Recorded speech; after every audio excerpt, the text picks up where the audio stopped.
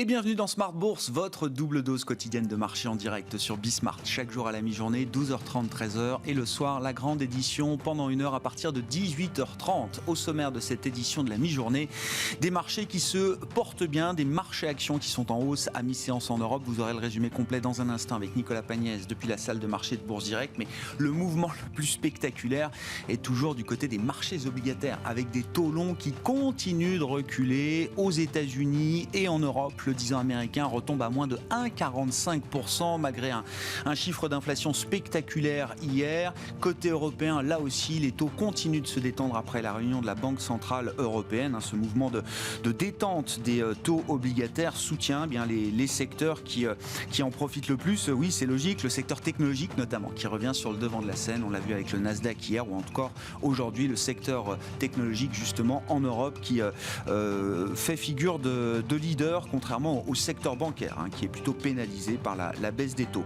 Comme chaque vendredi, on parlera finances personnelles.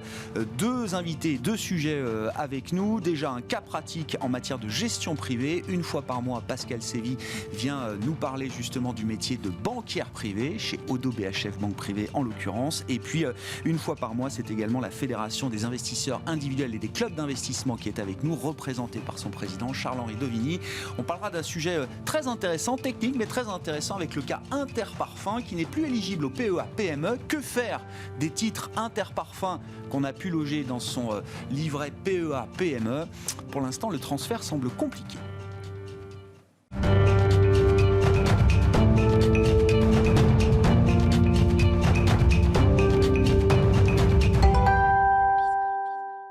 Mais d'abord, les infos clés du jour. À mi-séance en Europe, les indices sont dans le vert. Le résumé avec Nicolas Pagnès depuis la salle de marché de Bourse Direct. La tendance est à la hausse à la mi-journée sur le CAC 40 avec un indice parisien qui se dirige vers les 6600 points. Les investisseurs qui se tournent à présent vers la Fed qui se réunira mardi et mercredi prochain maintenant que les deux grands rendez-vous économiques de la semaine sont passés. On rappelle que la BCE a décidé de laisser inchangée sa politique monétaire et ses taux directeurs tout en affirmant qu'elle continuerait à procéder à un rythme élevé de ses rachats d'actifs dans le cadre de son PEP. En ce qui concerne ses prévisions économiques, celles-ci sont revues à la hausse pour 2021 et 2022, tant en matière de croissance que d'inflation.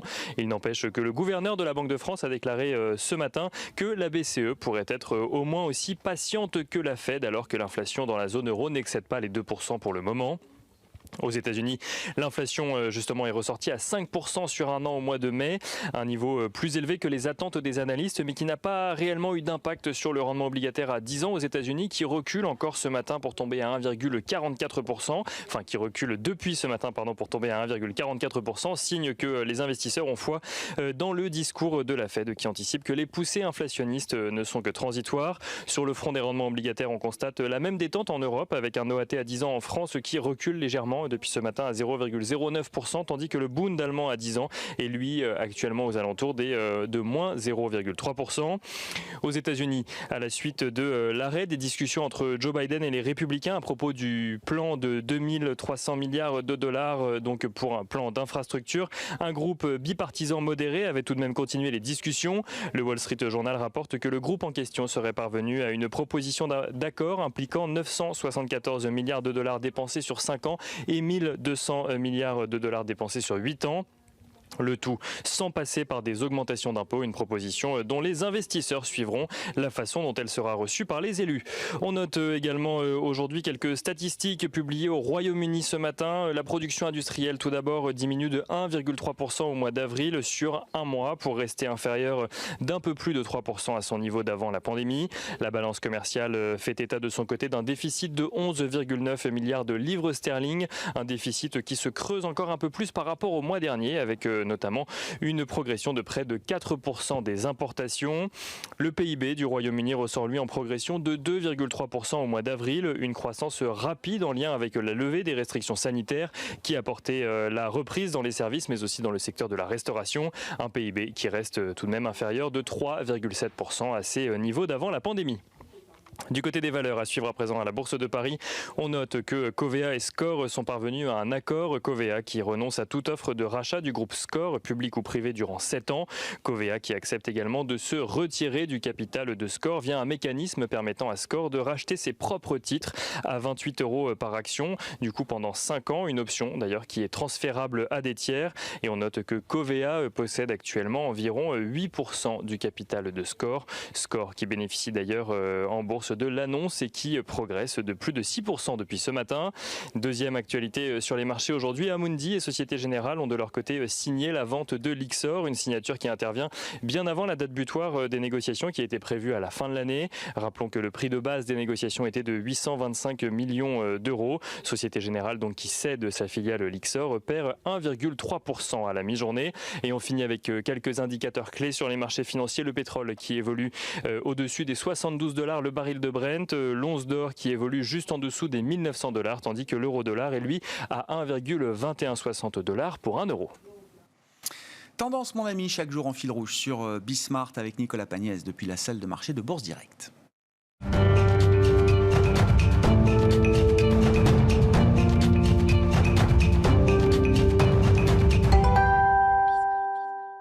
Chaque deuxième vendredi du mois dans Smart Bourse à la mi-journée, on parle gestion privée avec un cas pratique pour découvrir le métier de banquière privée. En l'occurrence, Pascal Sévy est avec nous comme chaque deuxième vendredi du mois. Je le disais, bonjour et bienvenue Pascal. Bonjour Grégoire. Merci d'être là. Vous êtes team manager chez Oddo BHF, banque privée. Et donc la règle avec vous, l'exercice auquel vous vous prêtez chaque mois, c'est de nous présenter un cas pratique. Absolument. Cas réel, anonymisé évidemment, mais qui montre les enjeux justement de la gestion privée et des métiers de la banque privée. On parle avec vous aujourd'hui cession d'entreprise. Donc le cas que vous nous apportez, c'est celui d'un chef d'entreprise qui est en train de réaliser un second LBO sur sa société, hein, c'est ça? Voilà, il a réalisé en fait ce LBO. Donc je vais vous expliquer en fait comment on l'a accompagné, qu'est-ce qu'on a fait pour lui.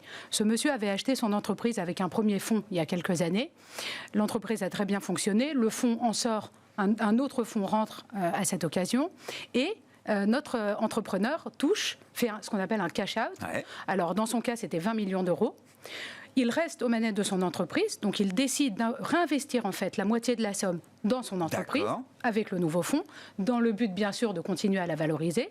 Et il touche 10 millions d'euros pour, je dirais quand même, commencer à constituer un patrimoine, alors qu'il a quand même la cinquantaine, mais comme il était vraiment très impliqué dans son entreprise, il n'a pas du tout eu l'occasion jusqu'à présent, à part, vous voyez, comme bien sûr sa résidence principale, un PEA, mais il ne s'était pas vraiment constitué un patrimoine. Ouais. Donc à cette occasion de cash-out, il commence à constituer son patrimoine Donc personnel. Sur la base de ces 10 millions, il y a 10 millions réinvestis et 10 millions qu'il va falloir gérer, ça c'est votre travail. Absolument. C'est quoi la fiche signalétique du client? Donc vous dites qu'il a la cinquantaine, c'est ça? Voilà, 2 enfants qui ont dans 20-25 ans, une épouse en communauté. Donc, toujours dirigeant de l'entreprise, ça c'est important. Il touche cette somme d'argent et bien sûr, il nous interroge pour nous dire c'est quoi la fiscalité, comment je fais pour... il y a peut-être des moyens de la réduire un peu de manière intelligente et surtout, qu'est-ce que je fais après avec l'argent, comment je place. Comment, effectivement, est-ce que vous avez défini le périmètre de votre travail sur ce dossier, Pascal?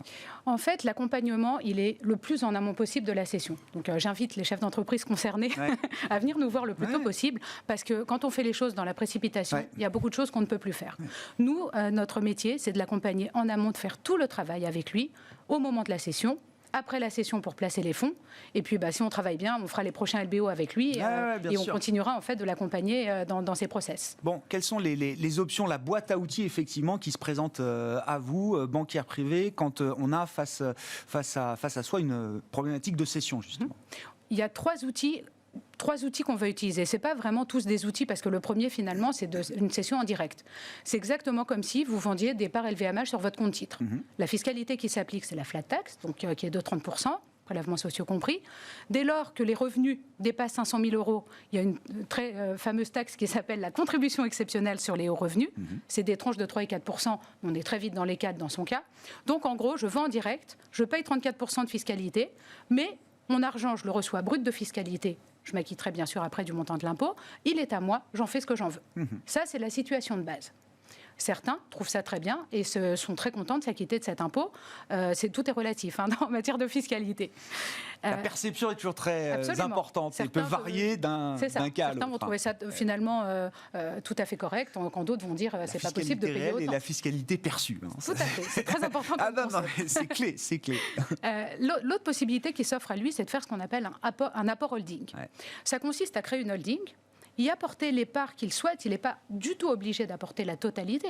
Il peut en apporter simplement une partie. Là, il y a deux possibilités. Soit il les apporte et la cession a lieu au moins 3 ans après l'apport. Il est dans un régime qui s'appelle le report d'imposition. Donc la plus-value existe, mais elle est mise en report. Soit il les apporte et la cession a lieu en moins de 3 ans, ce qui est quand même souvent le cas, d'où le fait de réfléchir à tout ça le plus en amont possible. Dans ce cas-là, le report existe toujours, sauf qu'il a une obligation de remploi. C'est 60% du produit de cession dans les 2 ans qui suivent la cession. Ouais. Tous les entrepreneurs qui sont concernés connaissent ce très fameux article 150 OBTR qui répertorie les conditions en fait de remploi. Mais 2 ans, ça passe très vite et il faut quand même, c'est quand même assez restreint ce qu'on peut faire. Oui, je comprends qu'effectivement cette période des 2 ans, c'est une horloge qui tourne dans la tête du chef d'entreprise. Tout à fait. Donc si le projet n'est pas identifié, ça peut être quand même très très compliqué. Ça peut mettre une pression. Absolument. Bon, maintenant, il y a des fonds depuis quelques mois, quelques années. La loi a changé. Elle est passée de 50 à 60%, mais il y a des fonds qui peuvent répondre à cette problématique, ce qui n'était pas le cas avant. Donc la cession en direct, l'apport holding, et puis il y a une option également qui est celle de la donation avant cession, c'est ça Pascal ? Absolument. Donc admettons que lui a acheté ses actions à l'époque pour 10, elles valent 100. Il donne l'équivalent de 100 à ses enfants, en l'occurrence il a 2 enfants, ça gomme la plus-value, puisque en fait la cession va avoir lieu quelques mois peut-être après la donation. Elle n'aura pas eu le temps de se reconstituer. Donc eux, en fait, ne vont pas payer de plus-value au moment de la cession. Et lui, ça sort de son patrimoine la somme qu'il aura donnée aux enfants. Alors ça peut être plein propriété ou nue propriété. Je ne vais pas rentrer dans les détails, mais en gros, la nue propriété permet d'optimiser encore plus cette opération. Elle a quelques contraintes. La pleine propriété, vous donnez, c'est à eux et ils en font ce qu'ils veulent une fois que l'argent est là. Maintenant qu'on a ça sur la table, qu'est-ce que vous avez recommandé à votre client ? Et qu'est-ce que lui a choisi comme solution parmi les options que vous avez pu lui recommander ? On a fait beaucoup d'entretiens avec lui pour comprendre sa psychologie. Parce que, comme on l'a dit, la fiscalité perçue, etc. Donc, lui, il nous a dit qu'il était d'accord de faire d'essayer de réduire un peu la pression fiscale de l'opération. Au départ, on a trouvé que la holding était une très bonne idée parce que son épouse est pharmacienne et ça peut rentrer dans le remploi. Donc, il a dit, j'aimerais bien acheter une pharmacie pour mon épouse. Les montants sont cohérents. Le prix d'une pharmacie par rapport au montant qu'il touchait, c'était cohérent. Et il était tout à fait d'accord de faire une donation à ses enfants de manière raisonnable. Là aussi, c'est la différence entre perçu et ce qu'on fait véritablement. Parce que certains vont dire que donner 500 000 €, c'est beaucoup. D'autres vont donner 2 millions d'euros à un enfant qui a 1 an. Sur une somme de 10 millions, qu'est-ce qui est raisonnable ? Voilà, qu'est-ce qui est raisonnable ? C'est extrêmement personnel. Lui, en l'occurrence, avait des enfants bons sous tout rapport qui avaient besoin aussi d'être un peu accompagnés, un âge cohérent. Donc, il était tout à fait prêt à donner. Donc, en fait, on arrivait avec cette idée d'utiliser notre boîte à outils. S'il fait la cession en direct, ça lui coûtait en pression fiscale 32% de fiscalité. Parce qu'en fait, avec la contribution exceptionnelle, et comme il avait investi un peu, tout n'était pas 100% de plus-value. Donc 32%, on ne fait rien, c'est ce que ça lui coûte. Si jamais il faisait la cession en direct pour 7 millions et l'apport holding pour 3 millions, le 32 devenait 22% au global, avec ce fameux report d'imposition d'à peu près 840 000 €. S'il faisait je touche 9 et je donne 1 million aux enfants, donc 500 000 par enfant. Là, on tombait à 28% de pression fiscale. Et si je combine le tout, je touche 6 de fiscalité, je mets 3 dans la holding, je donne 1 aux enfants, on tombe à 19%. Avec droit de donation quand même, 78 000 €, et le report dans la holding de 841 000. Mais je veux illustrer par là qu'on peut quand même vraiment réduire la pression fiscale dans une opération de cession, si tant est qu'il y a un vrai projet patrimonial derrière. Qu'est-ce qu'il a choisi ? C'est intéressant d'ailleurs, quand vous lui avez mis sur la table toutes ces options avec à chaque fois la pression fiscale qui correspond. Est-ce que c'est d'ailleurs ce qui a guidé majoritairement ces décisions ? Non. C'est très tentant, hein. Quand on vous dit vous pouvez passer de 32 à 19, c'est très tentant. Mais on l'a dit, la holding, c'est quand même assez contraignant. Son projet de pharmacie est un peu tombé à l'eau, donc il n'avait pas du tout envie de se dire, d'avoir cette épée de Damoclès, de remployer la somme dans les 2 ans. Il a très envie de se consacrer à son entreprise. Nous, on ne l'a pas du tout poussé dès lors que le projet était abandonné. La donation aux enfants, il l'a faite, bien sûr, c'est toujours sympa de réduire un peu la fiscalité, mais au final, il l'a faite parce qu'il trouvait ça cohérent de nouveau, de commencer à transmettre, d'associer ses enfants à son succès, de les aider dans le lancement de leur vie aussi. Donc, au final, lui, il a dit je vais encaisser les 9, m'acquitter de ma fiscalité et faire la donation d'1 million aux enfants. Ouais. Et ça fait une pression fiscale en tout d'à peu près 29%. Bon, et donc sur les 9, ouais, bien sûr. Sur les 9, quelles sont les solutions d'investissement? Parce qu'il faut s'en occuper de ces 9 millions et les placer. Absolument. Pascal, quelles sont les solutions là, que vous avez pu, dont vous avez pu convenir avec votre client? Je dirais un peu comme toujours, le contrat d'assurance vie est revenu sur la table, toujours pour les mêmes raisons. Capitalisation de la fiscalité, des revenus, puisque tout ce qui est plus-value et dividendes touchés au sein du contrat capitalise tant qu'il n'y a pas de rachat qui est effectué. Toujours l'optique de planifier sa succession, puisqu'à travers la clause bénéficiaire, il peut nommer en fait ses futurs héritiers et la travailler à merci jusqu'à la fin de ses jours. Et l'accès au fonds euro. Donc le fonds euro est un outil mis à disposition par la compagnie d'assurance qu'elle gère, qui génère encore aujourd'hui des rendements supérieurs aux solutions d'épargne traditionnelles et qui est garanti en capital. Cet outil nous plaisait pour plusieurs raisons. D'abord parce que en fait, il va toucher 9, donc admettons qu'il touche 9 en février. La fiscalité sera due l'année suivante en fin d'année. Donc en fait, ça lui laisse un horizon de temps de quasiment 18 à 20 mois pour placer quand même l'argent qui est dû pour la fiscalité. En plus de ça, il avait quand même le projet de changer de résidence principale. Et il y a un troisième point pour lequel on a utilisé du fonds euro. Nouveaux clients, nouveau patrimoine. Moi, j'aime bien faire ce que j'appelle l'éducation financière de nos clients. Il ne connaît pas les marchés. Et regarder un marché qui perd 20% de son salon, ça va. De son portefeuille, ça peut aller beaucoup moins. Donc, c'est très important de faire son éducation financière. Donc, on a décidé de sécuriser un peu plus. On a mis 45% en fonds euros, 55% dans ce qu'on appelle les unités de compte, la partie destinée à être investie sur les marchés. On a fait 2 contrats puisqu'ils étaient en communauté, un monsieur, un madame, et dans chaque contrat, donc isoler la somme qui est due pour la fiscalité et la somme qui va être investie sur les marchés ensuite. Et ça, c'est quelque chose, c'est un schéma qui pourra évoluer dans le temps? Absolument. Donc la fiscalité, elle sera due quoi qu'il arrive. Oui. Ce qu'on lui a conseillé, qui est très fréquent aussi, pour qu'on puisse toucher la totalité. J'apporte juste une petite précision avant. De plus en plus, les compagnies d'assurance proposent des bonus sur le rendement du fonds euro, si tant est que vous fassiez des unités de compte. 50-60% d'unités de compte, bien sûr. Donc, lui pouvant en bénéficier, il était plutôt attractif.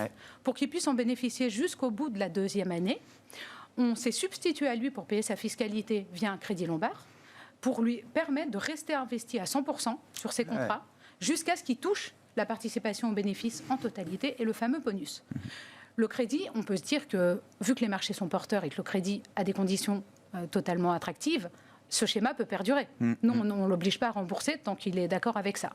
D'ailleurs, pour le moment, il n'a pas remboursé, alors que la fiscalité a été réglée et autres. Mais c'est une opération qui peut être vraiment vertueuse. Par contre, évidemment, elle sera due un jour. Donc, on estime que la somme pour la fiscalité va être achetée et payée. Par contre, bien sûr, dès lors que l'éducation financière est faite, qu'il a affiné son projet de résidence principale, on peut arbitrer entre les différents compartiments.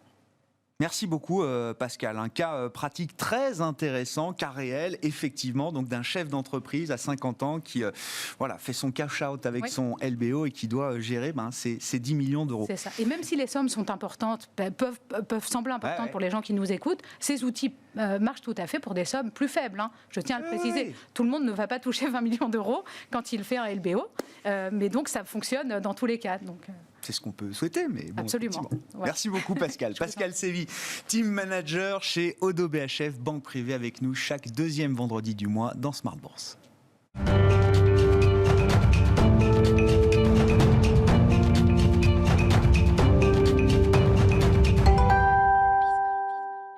Et donc Charles-Henri Dovigny avec nous également, le 2e vendredi du mois, le président de la Fédération française des investisseurs individuels et des clubs d'investissement, la F2IC. Charles-Henri, bonjour, bienvenue. Bonjour Pierrot. Le cas très intéressant d'Interparfums, société éligible jusqu'il y a encore quelques temps au PEA-PME et qui ne l'est plus aujourd'hui. Alors racontez-nous l'histoire effectivement, parce que ça pose une question compliquée qui n'a pas de réponse encore satisfaisante, en tout cas du point de vue des actionnaires individuels qui ont mis des titres Interparfums dans l'enveloppe PEA-PME. Voilà, donc Interparfums a atteint un seuil de capitalisation qui lui interdit d'être éligible au PEA-PME. Et donc des 2 milliards, je crois, c'est ça. Enfin, ça pèse 3 milliards aujourd'hui, Interparfums. Et donc, ils ont averti leurs actionnaires individuels en disant bah voilà, si vous avez hébergé vos titres dans un PEA-PME, eh ben malheureusement nous ne sommes plus éligibles au PEA-PME et donc il va falloir que vous quittiez cette enveloppe fiscale et que vous trouviez une autre solution.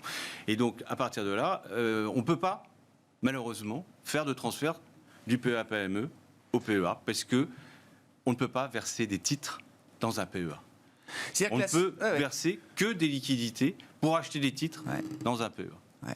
Donc à partir de là, les actionnaires individuels d'Interparfums ou d'autres sociétés, parce que bien évidemment, heureusement, certaines qui sont éligibles au PEA-PME ont aussi atteint ce type de capitalisation. C'est ce qu'on leur souhaite toutes. C'est un moment ou un autre, c'est l'objectif du PEA-PME, c'est de donner des fonds propres à ces PME pour qu'elles puissent arriver au stade de TI et voir plus que licorne. Et là, l'actionnaire, il est bloqué. C'est quoi la solution? Sa seule solution, c'est de vendre ces titres Interparfums qui sont logés dans son PEA-PME. Oui, c'est de les vendre pour pouvoir... Ah, ou non, il peut les transférer dans un compte titre. Dans un compte titre. Mais il ne peut pas les transférer dans un PEA. Il ne peut pas garder l'enveloppe PEA traditionnelle. Il peut pas... Et s'il les transfère dans un compte titre, il est obligé de remettre la somme en liquidité dans son PEA-PME. Et donc tout le monde n'a pas forcément... Bien sûr. Cette liquidité disponible à remettre dans son PEA-PME. Bien sûr. Donc à ce moment-là, il est obligé de les vendre. Voilà. Donc ça, c'est vraiment quelque chose qui est bloquant pour le développement du PEA-PME et de l'investissement en actions. Donc nous, on a pris langue directement avec la direction du Trésor cette semaine pour essayer de voir et trouver des solutions. Parce que la réglementation nous l'interdit pour l'instant. Oui, et donc c'est pas transférable, effectivement. La direction du Trésor nous dit que c'est pas transférable. Mais bon, en réfléchissant, on peut peut-être trouver une solution. Et on va y travailler avec la direction du Trésor. C'est la clause du grand-père. C'est-à-dire qu'en fait, on va pouvoir, à un moment ou à un autre, essayer de faire, grâce à cette clause de grand-père, faire ce transfert du PEA-PME au PEA. Bon, donc moi, la seule recommandation que je donne actuellement, c'est que comme ceux qui ont du Interparfum dans leur portefeuille, d'attendre. D'attendre le dernier jour pour essayer pour prendre cette décision. Parce qu'on va essayer avec le gouvernement de leur permettre d'aller transférer leur titre sur le PEA. Voilà. C'est la première fois que se pose cette question, ou est-ce que c'est parce qu'Interparfums est une entreprise, une mid-cap française bien connue, de taille moyenne, emblématique des portefeuilles des actionnaires? Je ne pense pas que ce soit le premier cas. En tous les cas, c'est le premier cas qui est sur la place publique, c'est le premier cas et de cette taille-là, de cette taille-là. Et il faut savoir qu'Interparfums a privilégié énormément les actionnaires individuels. Donc ils ont beaucoup travaillé sur cet actionnariat, et donc ils aiment beaucoup ces actionnaires individuels, et donc voilà, ils en prennent soin. Pas comme malheureusement d'autres entreprises, mais eux, ils en prennent vraiment soin. Et donc, c'est pour ça que ça vient sur la place publique et que nous, on essaye de porter le sujet sur la place publique. Et c'est pour ça qu'on a pris langue directement avec la direction du Trésor, avec qui on s'entend bien. Parce qu'on remercie aussi la direction du Trésor d'avoir créé le PEA Jeune dont nous sommes à l'initiative. J'aime bien le rappeler à chaque fois. Et j'espère que justement ça nous permettra... Non, le PEA Jeune, c'est plus simple parce que finalement le PEA Jeune se transforme en PEA à l'âge des 25 ans. Donc là, il n'y a pas de sujet. Là, il n'y a plus de sujet. Et donc vous avez, je sais pas, vous avez bon espoir comment non, on a bon espoir. Non, le Trésor est dans l'idée quand même qu'il faut trouver quelque chose de satisfaisant pour tout le monde. Tout à fait. Là, la direction et le Bercy est tout à fait d'accord pour trouver que c'est un peu stupide. Voilà. Bon, on suivra ça avec vous. Intéressant, effectivement, de voir si on arrive à créer, à mettre sur la table cette clause du grand-père qui permettrait donc un transfert du PEA-PME au PEA traditionnel, sans friction. Oui, d'autant plus que dans la loi Pacte, on a réussi à assimiler les deux. Donc, je ne vois pas pourquoi on n'arrive pas à le faire. Bon, non, très très bon sujet, effectivement, avec ce cas d'Interparfums donc, qui se pose à plus de 3 milliards d'euros de capitalisation boursière aujourd'hui pour Interparfums, qui n'est donc plus éligible au PEA-PME. L'actualité est marquée par les SPAC. Alors, je ne sais pas si l'actualité en Europe ou en France est marquée par les SPAC. Il y a quelques SPAC français, mais c'est vrai que le sujet est pour l'instant très américain. Est-ce que la F2IC, Charles-Henri, a une position par rapport aux SPAC? C'est vrai que beaucoup, alors ceux qui sont à l'initiative des SPAC à Paris nous disent Il y en aura d'autres, ça va arriver. Et c'est vrai que c'est des véhicules qui peuvent effectivement être critiquables, mais qui apportent aussi visiblement des solutions de financement pour des entreprises peut-être qui veulent accélérer aussi leur croissance. Alors, déjà, l'AMF a pris une position sur les SPAC en France, c'est réservé aux professionnels. Donc, un investisseur particulier ne peut pas investir dans un SPAC en France. Mais je rappelle que quand même que ces professionnels investissent l'argent des particuliers. Pour 75%. Donc, et on l'a vu pour les subprimes. Donc moi, je suis assez dubitatif sur les SPAC parce que ça manque de transparence. Les frais, on ne les connaît pas. Il faut juste rappeler, Charles-Henri, donc c'est un véhicule d'investissement coté qui est au départ une coquille vide. Et dans lequel on met des centaines de millions d'euros. Voilà. Et il y a quelqu'un qui vous dit mais on va investir dans tel ou tel secteur ou dans telle ou telle d'entreprise. On ne sait pas encore laquelle. Et l'argent est séquestré et on a 2 ans pour investir dans des entreprises de tel ou tel secteur. Et il y a des sponsors et souvent des managers de SPAC qui sont aussi des personnalités emblématiques, il faut le dire. Xavier Niel a son SPAC, Jean-Pierre Mustier a son SPAC, 360 Capital a son SPAC également. Ce sont quand même tous des investisseurs chevronnés, on va dire. Oui, mais donc là, l'investisseur, il donne un chèque en blanc à cet investisseur. Et derrière, et quand on regarde un peu les performances des SPAC aux États-Unis, tous ont perdu 25%. Les coquilles SPAC ont baissé en moyenne de 20-25%. Depuis le début de l'année. Donc c'est quand même pas encourageant. Ensuite, vous avez un problème de transparence. Parce que qui prend la décision ? Vous dites, c'est monsieur Untel qui va prendre la décision d'investir dans telle entreprise. Ouais, mais bon, pourquoi ? Est-ce que c'est pas Qu'est-ce qui fait qu'il a envie d'investir dans cette entreprise ? Qu'est-ce qui nous garantit que c'est pas une entreprise qui va être détériorée très rapidement ? Est-ce qu'il y a des liens ? Je vais pas faire le mec complotiste, mais à un moment ou à un autre, on peut toujours se poser plein de questions. C'est pour ça que la confiance, ça nécessite de la transparence, et il n'y a pas toujours la transparence nécessaire, peut-être, pour. Alors certains vous disent que en fait l'investissement est décidé en AG. Du SPAC. Oui, mais bon, après, les marchés font que faut que ça aille vite. Est-ce qu'on a le temps d'attendre l'AG ? Donc on fait des AG extraordinaires. Avec qui, quoi, qu'est-ce et sur quel fondement ? Pourquoi l'entreprise qui a besoin de se financer grâce à un SPAC ne va pas directement sur le marché ? Parce que parfois, les tenants des SPAC vous disent c'est parfois compliqué, ça prend du temps, une introduction en bourse, ça coûte beaucoup d'argent, ça mobilise beaucoup d'énergie, et le SPAC justement permet une passerelle. Oui, mais à ce moment-là, vous avez des fonds d'investissement, vous avez d'autres... stage, on peut rester... Là, mais ce qui est intéressant, c'est par exemple en Suisse, un SPAC ne peut pas exister. Ah oui ? Oui, parce que pour être coté, en Suisse, il faut avoir au moins 3 ans d'existence. Ce qui montre qu'à un moment ou à un autre, et pour être coté, il faut montrer une certaine solidité. Voilà. Donc, moi, je ne suis pas forcément contre, mais j'ai besoin de voir. Je suis comme Saint-Thomas, j'ai besoin de voir.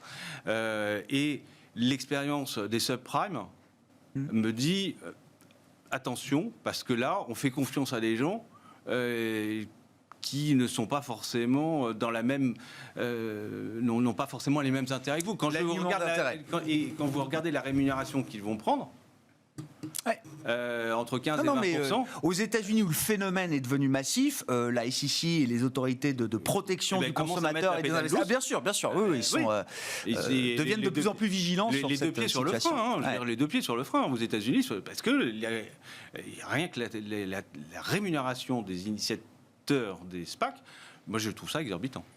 Merci beaucoup Charles-Henri. Merci beaucoup pour ces quelques remarques là sur les cas, le cas d'Interparfums et la question des SPAC, donc interdit aux actionnaires, aux actionnaires particuliers aujourd'hui en France. Charles-Henri Dovini qui est avec nous, le président de la F2IC dans Smart Bourse à la mi-journée sur Bismart. On se retrouve ce soir en direct à 18h30.